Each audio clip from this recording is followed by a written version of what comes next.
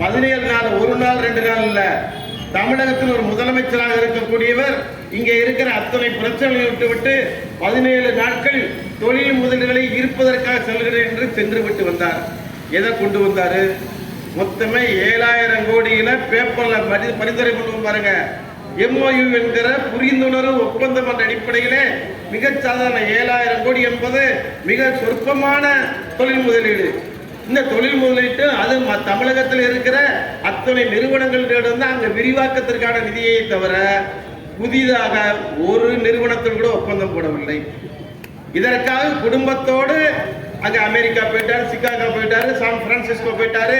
அந்த 2 ஊர்லயும் உட்கார்ந்து எல்லாரையும் கூட்டு வச்சு பேசி முடிச்சிட்டாரு.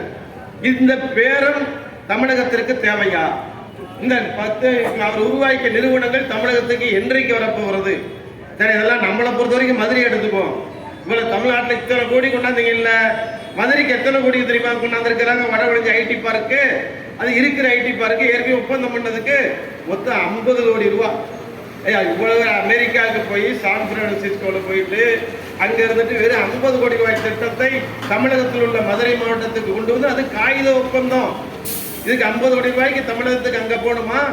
இங்க எத்தனை முதலாளிகள் இல்ல, இங்க எத்தனை பேர் கீர்த்தி படித்தவங்களா இருக்கிறாங்க. அவங்க கிட்ட 50 கோடி கேட்டா கொடுத்துருவாங்க. புரியுதா நான் சொல்றது? 50 கோடி என்பது சாதாரண முதலீடு செய்யக்கூடிய நிதி. இது ஒரு தொழிற்சங்கத்திலே ஒரு தொழிலை உற்பத்தி பண்ணக்கூடிய அளவுக்கு இங்க இருந்து அங்க போய் குடும்பத்தோட போய் கூட TRV ராஜா தொழில்துறை அமைச்சராக நம்முடைய தங்க தினத்தை மாற்றி இவரை கொண்டாந்து அவர் அங்க படித்தவர் என்ற காரணத்தினால அவரோடு சேர்ந்து கொண்டாடுறாங்க. இதற்கு தேவையா? இப்படிப்பட்ட சாதனை தான் ஸ்டாலின் அரசு. சரி, அதிமுக கொண்டு வந்ததை இங்க வந்த உடனே நீங்க வெள்ளை அறிக்கையா கொடுக்கணுமா, கொடுக்க கூடாதா? இங்க வந்த உடனே மேடைகளை விளம்பரம் பேசுறாரு. தொழில் என்ன கொண்டு வந்தேன்னு சொல்றதை விட்டுட்டு விமான நிலையத்துல அருமையான எடப்பாடியாரை விமர்சனம் செய்கிறார். தொழில் முதலீடு ஒரே ஒரு முறை கொண்டு வந்த கால்நடை பூங்கா அதன் அடிப்படையில் கொண்டு வந்தாரு. அந்த கால்நடை பூங்காவை இன்னும் திறக்க தைரியம் வரலையே, இந்த அரசுக்கு மனசு வரலையே. அவர் கொண்டு வந்த திட்டங்கள் செயல்படுத்தப்படாமல் இருந்தானவா? மதுரைக்கு எத்தனை திட்டங்களை கொண்டு வந்தோம். 65 பேர் உயிர் விட்டார்கள்.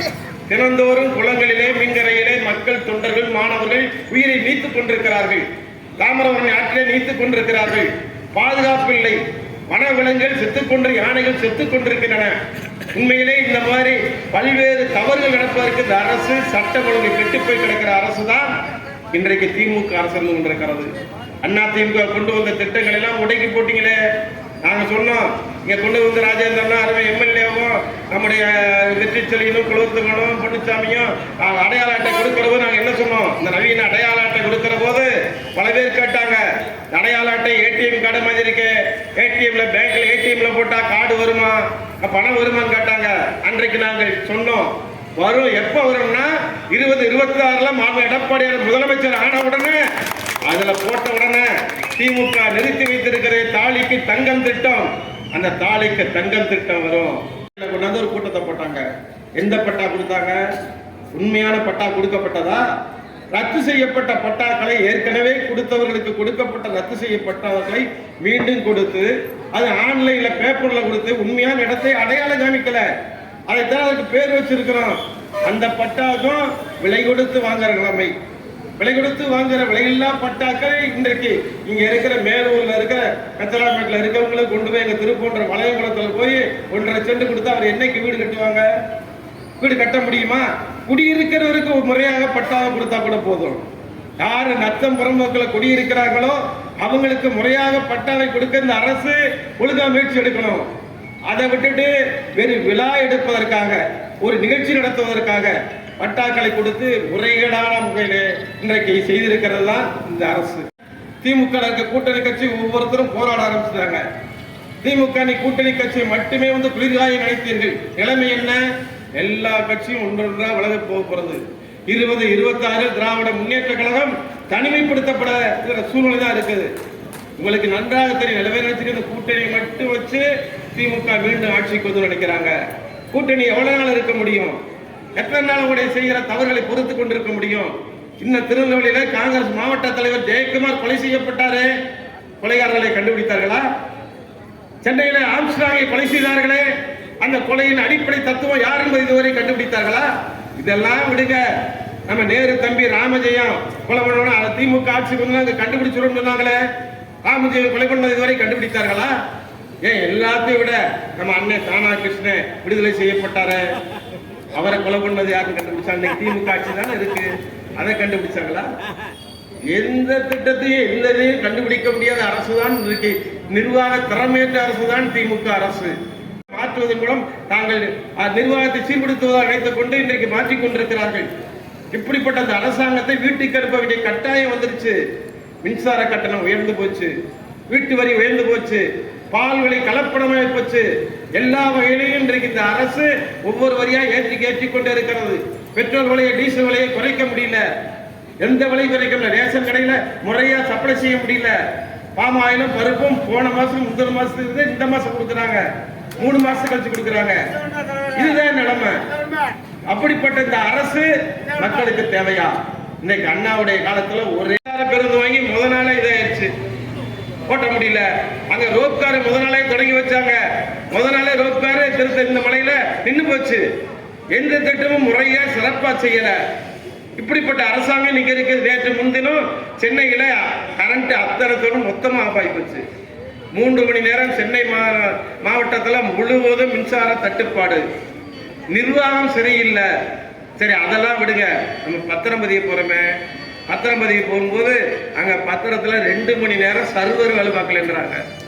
2 மணி நேரம் பத்திரப்பதிவு நிறுத்தி வச்சு 75 வயசுக்கார காக்க வைக்கிறாங்க.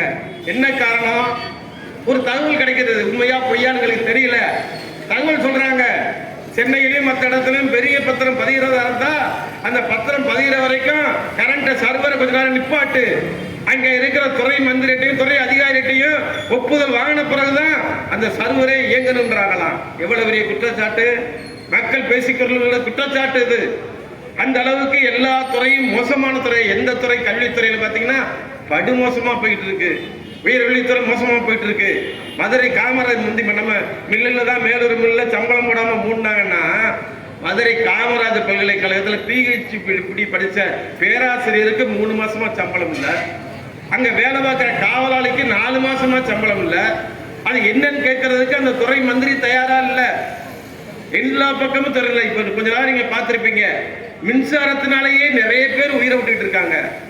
அங்க காலடி சாதாரண வயறு கீழே கிடக்கு, மேல விளக்கு. நேற்று மதுரையில 2 பெண்கள் மாயம் மறந்தார்கள். என்ன மின்சார கசிவு! மிக மோசமான நிலைமை. உதயநிதி சொன்னாரு 234 தொகுதிக்கும் 3 கோடி ரூபாய் செலவுல மினி விளையாட்டரங்கு கொடுப்பேன். இதை நான் எம்எல்ஏ கேள்வி கேட்கும் போதுதான் உதயநிதி சொன்னாரு, எல்லா தொகுதிக்கும் ஒரு மினி விளையாட்டு அரங்கு கொடுப்பேன்னு சொன்னாரு. மேலூருக்கு வந்துருச்சா? இன்னும் வரல. அவங்க சொன்னதே ஒரே ஒரு சாதனை தான் சொன்னாரு. முதலமைச்சர் ஆசைப்படுறாரு உதயநிதி.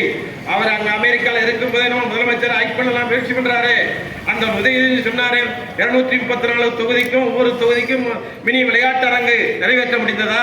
நீங்க நிறைவேற்ற முடியல. இங்க இருக்கிற வட்ட ஆட்சியரை மாத்திட்டீங்க, பரமக்குடி வட்ட ஆட்சியரை சஸ்பெண்ட் பண்ணிட்டீங்க.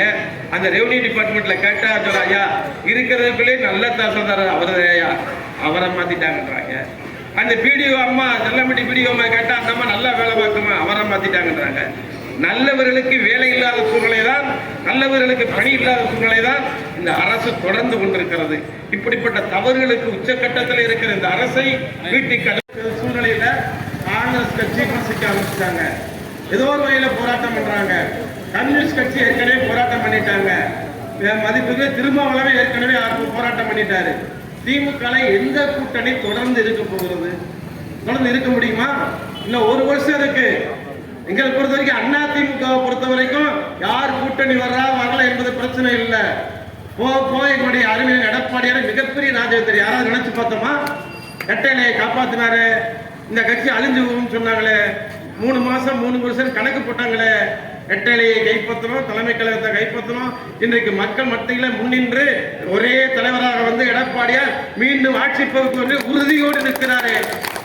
ராஜதந்திரையும் சட்டமன்ற உறுப்பினராக ஏற்றுக்கிட்டு வந்தோம்னா சாதாரண ஏற்றுக்கிட்டு வரல, இந்த கட்சியை காப்பாற்றணும்னு நினைக்கிறார். அவர் தன்னை காப்பாற்றணும். அவர் ஏன்னா அவர் வச்சிருந்த புல்லட் பைக் ஒண்ணுதான். இன்னமும் நான் வந்து மேடைகளை சொல்றேன், அவர் பெயர்ல இருக்கக்கூடிய சொத்து இதே புல்லட் பைக். எப்பயும் சொல்லுவார், ரொம்ப வேகமா பேசினா மந்திரியா இருக்குமே சொன்னாரு. புரட்சி தலைவர் எம்ஜிஆருடைய ஆட்சி என்னால் நிறுவ முடியாமல் போனால் போகட்டும் என்ற பதவியை தூக்கி விட்டு நான் பாட்டுக்கு ஒரு விவசாயம் போய்க்கு போயிருவேனாரு. அப்படிப்பட்ட ராஜதந்திரி தான் அருமை அண்ணன் எடப்பாடியார் தான் இன்றைக்கு மிக சிறப்பான ஆட்சி புரியக்கூடிய வல்லமை உடைத்தவராக இருக்கிறார். தமிழகத்துக்கு வெற்றி பெற வேண்டும், அந்த சூழ்நிலை இன்றைக்கு இருக்கிறோம். ஏன்னா தமிழக இனி தொடர்ந்து இந்த சூழ்நிலை இருக்க வேணால் இங்க இருக்கிற பாதி பேர் காணாம போயிருவாங்க. எங்கு பார்த்தாலும் கொள்ளை கொள்ளை திறந்தோறும் 600, இது வரைக்கும் 200 நாள்ல 600 கொலை அடுக்குமொழியில சொல்றாங்க. 200 நாள்ல 600 கொலை நடந்திருக்காங்க. திறந்தோறும் காலையில பார்த்தா விபத்துக்களை தடுக்க முடியல. எடுத்து பாருங்க, வரும்போது ஒவ்வொரு நாளும் 4 கோடி சாலையில விபத்துக்கான செலவு தொகையை ஒழுங்கா செலவழிச்சு விபத்துகளை தடுப்பதற்கான வழி இல்லை. தினந்தோறும் 5 பேர் இறக்குறாங்க. நம்ம மேலூர் சாலையில 4 நாளைக்கு முன்னாடி 5 நாளைக்கு முன்னாடி ஒவ்வொரு நாளும் விபத்து நடக்கிறது. அதற்கான தடுதல் செய்ய முடியல. எல்லா வகையிலும் தினந்தோறும் சிவகாசியில வெடி விபத்து, சிவகாசி பட்டாசு வெடி விபத்து. இதை எதுக்காக தடுக்க முயற்சித்திருக்கிறாங்களா?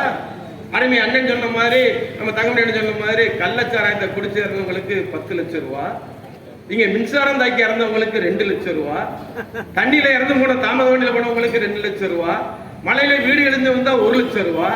இதையாவது மாற்றி காமிக்கணும்ல. நீங்க ஏன் காமிக்கிறீங்க? அதான் நண்பர் சொன்ன மாதிரி மது ஆலைகள் வைத்திருக்கிறவர் அத்தனை பேரும் திமுக காரங்க தான். அது மதிப்புக்குரிய ஜெகத்ரட்சனாக இருந்தாலும் சரி, மதிப்புக்குரிய அந்த பட்டியல அடக்க முடியும்னால் இங்க எது எது வருமானம் வருதோ அத்தனை பேர் திமுக தான் வச்சிருக்கிறாங்க. அதான் விளையாட்டு போல சொன்ன மாதிரி அங்க 800 கோடி ஒப்பந்தம் போடும்போது அங்க இருக்கிற அடிமைத்துவ நாடாளுமன்ற உறுப்பினர் 800 கோடி அமலாக்கத்துறையால் அபராதம் விதிக்கப்படுகிறார். அப்படிப்பட்ட திமுக துணிஞ்சு நிக்குது. இன்னும் எல்லார் மேலையும் வழக்கு இருக்கு. யாரு மேல வழக்கு இல்ல? திமுக ராஜா மீது வழக்கு இல்லையா? மதிப்பிற்குரிய கனிமொழி மீது வழக்கு இல்லையா? இங்க இருக்கிற தமிழகத்தில் இருக்கிற KKSSR மீது வழக்கு இல்லையா? தங்கம் தென்னரசு மீது வழக்கு இல்லையா? துறைமுருகன் மீது வழக்கு இல்லை. எல்லார் மீதும் திமுக இருக்க அத்தனை பேரும் வழக்கு தொங்கிக் கொண்டிருக்கிறது. நீதிபதியால் கடத்த முடியாது. அதற்கென்று சிறப்பு நீதிமன்றம் இருக்கிறது. அதிமுக நீங்க வழக்கு போட்டிருக்கீங்க, பொய் வழக்கு போட்டிருக்கீங்க, எல்லாம் போட்டிருக்கீங்க. அத்தனை சந்திப்பதற்கு அதிமுகவும் தயாராக இருக்கிறது. கொண்டு விட்டார்கள். அம்மா அப்படி இன்னைக்காவது முடிச்சிருந்தாங்கன்னா இன்றைக்கு அம்மா இன்னும் நமக்கு கிடைச்சிருந்திருப்பாங்க. அம்மா மீது வழக்கு வருகிற போது அங்க இருக்கிற சட்டமன்ற உறுப்பினர் மதிப்பிற்குரிய பாலசுப்ரமணியன் சொன்னாரு, அம்மா சட்டமன்றத்தால் தீர்மானம் கொண்டு வாங்க, உங்கள் மீது இருக்கிற வழக்கை உடனடியாக எடுத்து விடலாம், முடித்து விடலாம் என்று சொன்னார். ஆனா அம்மா அதை கேட்கல. எத்தனை வழக்கின் மீது இருந்தாலும் அத்தனை நீதிமன்றத்திலே சந்தித்து விடுதலையை பெறுவேன் என்று சொல்லி அத்தனை வழக்கையும் ஒரே ஒரு வழக்கத்தில் அத்தனை வழக்கில் விடுதலை பெற்றார்கள். அதுதான் அதிமுகவுக்கு திமுகவுக்கு உள்ள வேறுபாடு. அப்படிப்பட்ட திமுகவை ஆட்சி கட்டில் இறக்க வேண்டிய நேரம் காலகட்டம் வந்துவிட்டது. அதற்கான சூழ்நிலை வந்துவிட்டது. இன்றைக்கு எல்லா வகையிலும் மக்கள் எதிர்நோக்கி இருக்கிறாங்க. எல்லாம் சாதாரண படிச்சவங்களாம் சொல்றாங்க, அப்பா தம்பிலா திமுகவுக்கு எதிர்ப்பு அதிகமாகி போச்சு, எல்லாச்சும் நீங்க மட்டும் நல்லா வேலை பாருங்க, நல்லா உழைங்க, கண்டிப்பா 2026 அதிமுக ஆட்சி படத்துக்கு வந்தே தீரும் என்று நம்பிக்கை. இதை மட்டும் அதுதான் அவங்க உயர்வு முடிஞ்சு போச்சு. எந்த அளவுக்கு உயரணுமோ அந்த அளவுக்கு முடிச்சுட்டாங்க. குடும்பத்துல பிரச்சனைகள் தயாராயிருச்சு. அவங்க குடும்பத்துல அங்க இருக்கிற மந்திரி துரைமுருகன், ரஜினிகாந்த் பிரச்சனை, இன்றைக்கு திருமாவளவன் பிரச்சனை தொட்டு விட்டு போயிட்டாரு. அந்த பிரச்சனை முடியல. திமுக முடியாத பிரச்சனைகள் தான் தொடர்ந்து கொண்டிருக்கின்றன. ஆகவே திமுகவை பொறுத்த வரைக்கும், நம்ம பொறுத்தவரை அதிமுக பொறுத்த வரைக்கும் மேலூர் தொகுதி அதிமுகவின் கோட்டை, புரட்சி தலைவி அம்மாவின் கோட்டை. நான் எல்லா கூட்டத்திலையும் சொல்லுவேன், இந்த தமிழ்நாட்டில் தென்பகுதியில 2 பேர் தான் கூடுதலா ஓட்டு வாங்கணும். இந்த மேலூர் தொகுதி மக்கள் அழகா நீங்க ஓட்டு போட்டு நம்ம பெரிய உள்ளான 35,000 ஓட்டுல ஜெயிக்க வச்சீங்க. இந்த தென் மாவட்டங்களில் தான் அதிகமான ஓட்டு. அடுத்து நான் திருப்பூர் 30,000 ஓட்டுல ஜெயிச்சேன். என்ன இந்த பகுதியில் இருக்க நம்ம மதுரை புறநகர் கிழக்கு மாவட்டத்தில் வெற்றிகரமாக மக்கள் ஆதரவு இருக்கிறது. அந்த மக்கள் ஆதரவை வைத்துக் கொண்டால் உங்களை எல்லாம் சந்திக்கிறோம், பெருமையோடு சந்திக்கிறோம். இந்த அண்ணாவுடைய பிறந்த நாளை சந்திக்கும் போது, அண்ணாவின் புகழை பாடுகிற போது எங்களுக்கெல்லாம் மிகுந்த மகிழ்ச்சி. நிலவுக்குரிய நிலைமையாக அவர்கள் கருதினால் நாங்கள் மதிப்புக்குரிய நிலைமையாக கருதுகிறோம். அந்த அளவுக்கு பேரறிஞர் அண்ணா தன்னுடைய வாழ்க்கையை மிக நேர்மையான வாழ்க்கையாக, உத்தமமான வாழ்க்கையாக, திறமையான வாழ்க்கையாக, அறிவாற்றல் மிக்க வாழ்க்கையாக நின்று காட்டினார். நாடாளுமன்றத்தில் அவர் பேசினால் மிக மக்கள் அவரை பார்ப்பார்கள். ஏன்னா நமக்கு கிடைச்ச நாடாளுமன்ற பேரை கலக்குனாங்க. ஆங்கிலத்தில் எல்லாம் வேடிக்கை பார்த்தாங்க அம்மா பேசுனத. அப்படிப்பட்ட கட்சி அதிமுக. நம்ம கட்சிக்கு ஈடு இணை எந்த கட்சியும் இல்லை. இன்றைக்கு திமுக எடுத்துக்கொண்டாலும் அத்தனை பேர் இன்றைக்கு சென்னை நாடாளுமன்ற உறுப்பினர் இருக்கிறாங்களே, யாராவது சைன் பண்ண முடியுதா? யாராவது அவருடைய வெற்றிக்க வார்த்தைகளை பேச முடியுதா? நாடாளுமன்றத்தில் போராட முடியுதா? அங்க இருக்கிற நாடாளுமன்றத்தில் பொம்மையா போய் உட்காந்து, இங்க இருக்கிற முதல் மந்திரி தான் பொம்மையா இருக்காருன்னா, இங்க இருந்து போயிருக்க நாடாளுமன்ற உறுப்பினர்களும் நாடாளுமன்றத்தில் போய் பொம்மையா இருக்கிறாங்க. எனக்கெல்லாம் அம்மா சொல்லி கொடுத்தாங்க அந்த வாய்ப்பு. நானும் வேலையில் இருக்கும்போது முதல் நாளே போய் கேள்வி கேட்டேன் மீனவர் பிரச்சனைக்காக. மதுரை மெஜிஸ்ட்ரேட் நீர்மட்ட பாலத்தை கொண்டு வார்கள் என்று நாடாளுமன்ற மேலவையிலே ரயில்வே துறையில கேட்டேன். இன்னும் நான் கேட்ட கேள்வியெல்லாம் பதிவு புத்தகத்தில் இருக்கிறது. ஆக இன்றைக்கு இருக்க நாடாளுமன்ற உறுப்பினர்கள் மக்கள் பிரச்சனையை அங்க பேசுறது இல்லை. அவங்க போறதே வாய்ப்பு ரொம்ப குறைச்சு. ஆக இப்படிப்பட்ட திமுகவை வீட்டுக்கு அனுப்ப வேண்டிய காலகட்டம் கொஞ்ச நாள் தான் இருக்கு, ஒரே ஒரு ஆண்டு காலம். ஆக உங்களுக்கெல்லாம் தெரியும் கூட்டுறவு இருக்கு, நடத்துவதற்கு வாய்ப்புகள் ரொம்ப குறைச்சு. ஏன்னா ஊராட்சி மந்திரி என்ன நினைக்கிறாரு, தமிழகத்தில் இருக்கிற அத்தனை ஊராட்சிகளும் தன்னுடைய கையில இருக்க வேண்டும் என்று ஊராட்சித்துறை மந்திரி திட்டம் போடுகிறார். இன்றைக்கு இருக்கிற ரெண்டாவது அவங்களுக்குள்ள கணக்கு என்ன, ஊராட்சி தேர்தல் வச்சா திமுக காரங்க அவங்களுக்குள்ள அடிச்சுக்கிட்டு மண்டை உடைச்சுக்கிடுவாங்க. நிலைமை அப்படித்தான் இருக்கு. கூட்டுறவு தேர்தல் வச்சாலும் அதே சூழ்நிலை. ஆகவே தேர்தலுக்கு பிறகுதான் இவங்களை வைக்க வேண்டும் என்று ஒரு முடிவெடுக்கிறார்கள். அரசியல் ஆலோசகர்கள் யோசனை சொல்கிறார்கள். இப்படிப்பட்ட திமுகவை வீழ்த்துகிற பொறுப்பிலே நம்முடைய மேலூர் தொகுதி மக்கள் எப்ப ஆர்வமா இருந்தீங்க. போன வருஷம் விவசாய போராட்டம் நடந்தது. இங்கே அத்தனை பேரும் விவசாயிகள் அத்தனை பேரும் நீர் வேண்டும் என்ற போராட்டத்தின் அடிப்படையிலே கொஞ்சம் கொஞ்சமா வெற்றி கண்டோம். அதிமுக உற்ற துணையாக இருந்துச்சு, தொடர்ந்து உற்ற துணையாக இருக்கும். அதே மாதிரிதான் இன்னைக்கு நண்பர் சரவணகுமாரும் சட்டமன்ற உறுப்பினர் சொன்ன மாதிரி இங்கே இருக்கிற மார்க்கெட் கடை கேட்கல, யாரு அங்க வச்சிருந்தாங்களோ முன்னுரிமை கொடுங்கள், சட்டத்துக்கு விதிவிலக்கு புறம்பாக செய்யாதீங்க. இங்க இருக்கிற ஆணையாளர் அவர்களுக்கு பணிவோடு சொல்லிக் கொள்கிறேன், தங்களை பொறுத்த வரைக்கும் நீங்கள் முறையா கையாண்டீங்கன்னா நாங்க உங்களை வாழ்த்துவோம். முறையா கையாளவில்லை என்றால் ஆணையாளர் அவர்கள் தான் நீதிமன்றத்தை சந்திக்க வேண்டியிருக்கும். எல்லா விதிவிலக்கு சட்டத்தோட வழக்கறிஞர்கள் தயாரா இருக்கிறாங்க. ஆணையாளர்களுக்கு இங்க ஒரு பொதுக்கூட்ட கட்சி கூட்டத்தில் சொல்லக்கூடாது. இருந்தாலும் சொல்லுகிறேன், முறைப்படி விதியை பின்பற்றுங்கள்.